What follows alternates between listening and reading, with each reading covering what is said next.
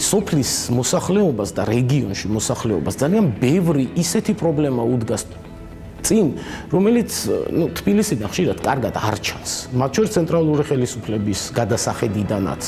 ამიტომ ამას უფრო მეტი ყურადღების მიქცევა ჭირდება და ამის წინა პლანზე წამოწევა, თქვა, ჩვენ ერთ-ერთ ჩვენ დანიშნულებად მიგვაჩნია. მაგალითისთვის, თქვათ, საბავშვო ბაღები, სკოლამდელი საგანმანათლებლო ცენტრები, ხო, რომელიც უმეტეს სოფელში არ არის და სკოლამდელი განათლება არ არის ხელმისაწვდომი ბავშვებისთვის. რა გვინდა ჩვენ მაგალითად უვიზოთ სიარული სტუდენტების სასწავლებლად, თუ ამ სტუდენტების განათლების დონე პიზაში და ასე შემდეგ საშინელ შედეგებს გვიჩვენებს, ხო?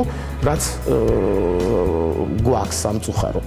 და რისი ბრალია ეს? ეს იმის ბრალია, ისევ აიგერ მივალთ იმ საბავშვო ბაღებთან, ხო, როცა იქ არ გაკეთდა რაღაცა, რაც უნდა გაკეთებულიყო. ამიტომ ჩემთვის ეს პროცესი არის მუდმივი პროცესი, რომელიც პირველ რიგში არა თბილისში, არამედ ჩვენს რეგიონებში იწყება, იმიტომ რომ ის რეგიონები უნდა იყვნენ მზად სწორედ ამ ასოცირებისთვის.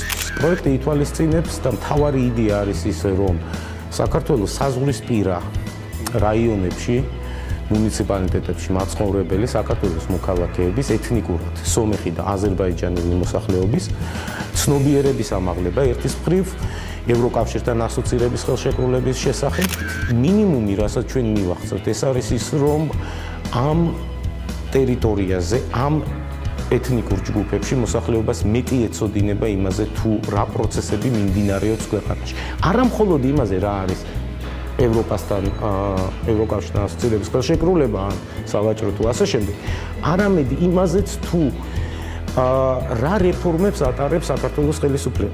ის თუ მათ თვითონ გაუჩნდებათ სურვილი, ვისი იმედიც მე მაქვს, რომ მთელი ამ პროცესის არა მხოლოდ ასე ვთქვათ, პასიური შემადგენელი ნაწილი იყვნენ, როგორც უბრალოდ საქართველოს მოქალაქეები, არამედ აქტიური მონაწილეები გახდნენ ამ ყველაფრის. ამას რა ჯობია.